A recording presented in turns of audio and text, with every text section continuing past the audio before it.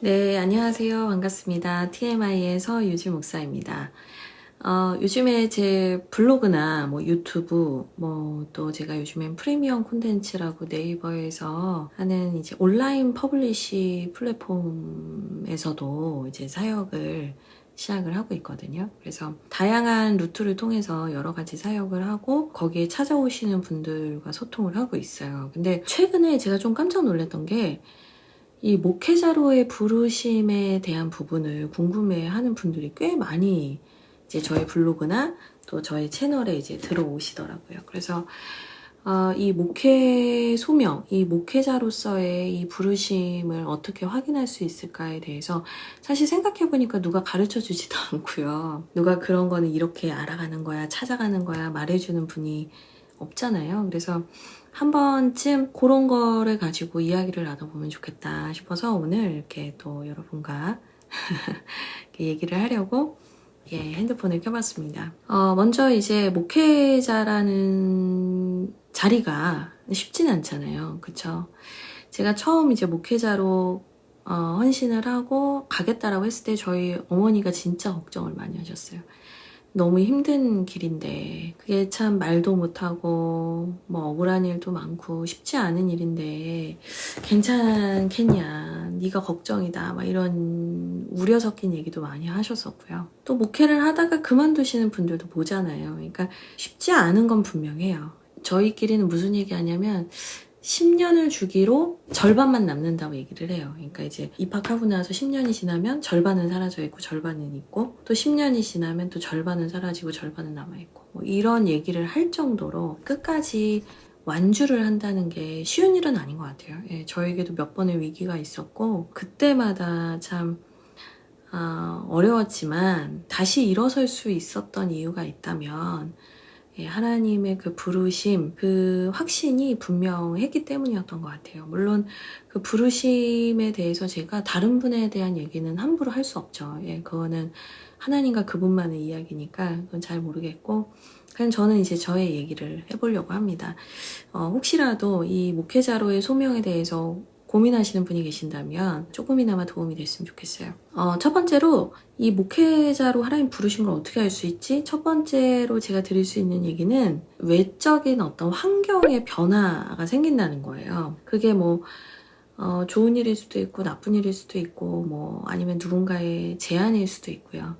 그러니까 우리는 예상치 못했지만 어떤 계기가 생기는 거예요. 내 삶의 어떤 터닝 포인트가 될 수 있는 어떤 사건이 일어나는 거죠. 그래서 그 외적인 사건을 통해서 내가 정말 하나님 나라를 위해 살고 싶고 내가 진짜 풀타임으로 하나님의 일을 해야 하는 것이 아닌가라는 고민들을 하게 되는 시점이 오는 것 같아요. 근데 그게 뭐 예를 들어서 뭔가 수련회 가서 은혜를 받았다든지 뭐 이런 거는 제가 여기서 말하고 싶은 건 아니에요. 뭐 예를 들면 뭐 집이 어려워졌다든지 아니면 내 가까운 분이 돌아가시게 되는 뭐 그런 일이 있다든지 아니면 교회 목사님이나 주변에서 계속 목회자로의 부르심에 대해서 이렇게 권면을 한다든지 뭐 아팠다가 뭐 병에서 회복이 된다든지 하여튼 그러니까 내가 느끼고 내 의지로 뭔가를 결정할 수 있는 게 아니라 내 의지와 전혀 상관없이 외부 환경에서 나에게 어떤 목회자로의 부르심이 있는 건 아닌가라는 사인을 주는 것들이 계속 온다는 거죠. 그러니까 그걸 먼저 한번 확인해 보시면 도움이 되는 것 같아요. 물론 목회가 남들이 다 반대해도 하나님 날 부르시면 갈 수 있는 거지만 대체로는 이런 특징이 있다 이겁니다. 두 번째는 뭐냐면 내적인 확신이에요. 아까 첫 번째가 외적인 어떤 환경의 변화 뭐 이런 거였다면 두 번째는 내적 확신이에요. 내적 확신은 내가 그런 외부 환경에 의해서 고민을 시작하고 기도를 시작했는데 하나님과의 만남 속에서 예배 가운데 하나님께서 아주 강력한 감동을 주신다든지 확신을 주신다든지 하는 경험을 말해요. 그래서 여기에서는 이제 좀 1차적인 필터링이 되는 것 같아요. 점검이 되는 것 같아요. 하나님, 아니 사람이 많은데 목회자도 많은데 제가 왜 굳이 목회를 해야 합니까? 이제 그런 필터링을 하나님과의 관계성 속에서 하는 거예요. 그러니까 여기서 만약에 답이 안 나온다? 그러면 하나님과의 관계성이 신뢰관계가 아니라 불안한 관계일 수 있는 거예요. 그거는 목회를 하기보다는 우선은 신뢰관계를 쌓는 게 1번이겠죠. 여튼 그런 하나님과의 신뢰관계 속에서 하나님이 날 부르신 게 맞고 수많은 사람들 중에서 내가 왜 이 일을 해야 하는지, 왜 저를 부르고자 하시는지에 대해서 아주 긴 시간일 수도 있고요. 하나님과의 끊임없는 질문과 또 물음과 투쟁의 시간이 있어야 돼요. 이거 없이 만약에 그냥 뭐 한번 은혜 받아서 아니면 원래부터 우리 집은 다 목사였으니까 나도 목회자가 당연히 돼야 된다고 생각해서 이런 마음으로 시작을 하면 여러분 반드시 목회를 하다 어려운 일이 생겼을 때 하나님께 원망하게 되고 또 하나님과의 관계는 끊어졌는데 형식적인 직장인 같은 목회자가 될 확률이 많아요. 그래서 이 과정이 되게 중요한 것 같아요. 그 다음에 3번째 단계가 있는데 3번째 단계는 뭐냐면 부르심의 말씀을 받는 거예요. 제가 아까도 말씀드렸지만 외적인 환경에 의해서 시작을 할 수도 있고 또 2번째로 필터링이 어느 정도 돼서 내적인 확신을 가지고 하나님과의 관계성 속에서 부르심을 확인한 거예요. 그래서 신대원도 가고 신학도 하고 공부도 하고 뭐 전도사도 하고 목회자 시험도 볼 수 있어요. 근데 하나님께서 나를 어떤 일 가운데 나를 사용하기 원하시는가, 그리고 하나님께서 진짜 나를 부르신 그 기초가 되는 말씀이 없잖아요. 그러면 반드시 휘청여요. 반드시 휘청이고 반드시 넘어집니다. 그래서 진짜 외부의 어떤 누구의 제안도 또 내 내적인 확신도 완전히 무너져 내렸을 때 이 목회자로의 이 사명, 이 자리를 끝까지 포기하지 않고 지키게 하는 힘은 말씀밖에 없어요. 이거는 제가 정말 확신하면서 드릴 수 있는 얘기예요. 이 말씀이 없기 때문에 결국에는 그냥 왜 요즘에 MZ 사이에서 유행하는 조용한 사직이라는 거 있잖아요. 조용한 사직이 저 조용히 그만둘게요가 아니고 앞으로 내가 여기에 열심을 두거나 열정을 두지 않고 그냥 나는 월급 받는 만큼만 일해야지, 그냥 칼퇴하고 내 할 일만 하고 나는 여기에 더 이상 내 에너지 쏟지 않겠어. 이걸 자기 혼자 마음을 먹는 거, 그걸 이제 조용한 사직이라고 한대요. 근데 이 하나님의 말씀이 없이 목회를 시작을 하면 조용한 사직에 이르러요. 목회마저도. 제가 알고 있는, 제 수준에서 제가 알고 있는 목회는 하나님과 나와 그리고 내가 속한 교단, 노회, 교회와의 약속이잖아요. 나를 들여서 하나님의 교회, 하나님의 나라를 위해 내 생명까지 들여서 섬기겠다라고 약속을 했는데 목회를 하다 보면 너무 힘든 일이 많아요. 저도 사실 최근에 제 스스로 제 마음을 되게 직면하게 되는 계기가 있었어요. 아니, 내가 지금 대학생도 아닌데 지금도 직면을 하면서 내가 진짜 내가 또 이러고 있구나 막 했는데 뭐 필요하니까 하나님이 저의 아픔과 저의 죄를 마주하게 하신 거겠죠. 제가 뭘 봤냐면 제 마음에 사람을 사랑하고 싶지 않은 마음이 많더라고요. 뭐 가르치는 거 하라면 잘할 수 있을 것 같고 일하는 부분에 대해서 뭐 이런 거 저런 거 해라 하시면 그냥 열심히 묵묵하게 충성스럽게 우직하게 할 것 같아요. 근데 제가 너무 사람들이 사랑스럽지 않더라고요. 사람을 별로 사랑하고 싶지 않더라고요. 목회를 해오는 과정에서 감정의 찌꺼기가 남거나 마음의 상처들이 덧나지 않도록 제 자신을 많이 돌아보고 또 기도하고 하나님의 은혜 가운데 여기까지 왔다라고 생각을 했어요. 그래서 저는 그래도 나름 잘 소화하면서 여기까지 온 사람이 아니었을까라는 생각이 늘 있었거든요. 저희 남편과 이제 제가 개척을 준비하고 있는데 기도하면서 저도 몰랐는데 제 마음 깊은 곳에 진짜 사람을 사랑하고 싶지 않은 마음이 너무 큰 거예요. 사람은 믿을 만한 존재도 아니고 사람은 전혀 사랑스럽지 않고 그냥 내가 할 수 있는 만큼을 가르치고 내가 할 수 있는 만큼은 선대를 하되 그 다음에 대해서는 나도 잘 모르겠다. 제가 이제 이런 마음들이 있다는 거를 하나님 보여주셨어요. 그래서 되게 당황스러웠고 많이 괴로웠어요. 목회자가 영혼을 사랑한다면 이거 뭐 어떡하라는 건가 막 이런 마음이 너무 많이 들어서 사실 너무 괴로웠어요. 또 유명한 분이신데 그 김창옥 선생님이라는 분은 이런 얘기를 하더라고요. 누굴 자꾸 사랑하려고 하지 말아라. 그러다 보면 당신의 끝은 공황장애다.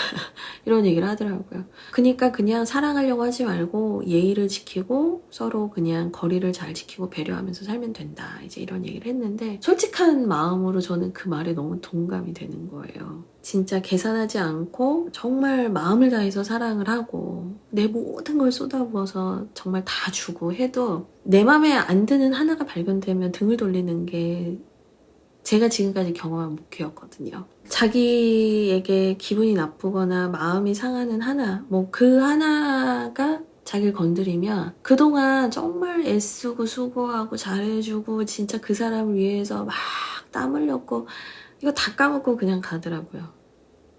그래서 제 결론은 쉽지 않았다는 거였어요. 그리고 지금도 그럼에도 불구하고 제가 사랑할 의지와 힘이 없어서 하나님께 매 순간 사실 엎드려 기도해요.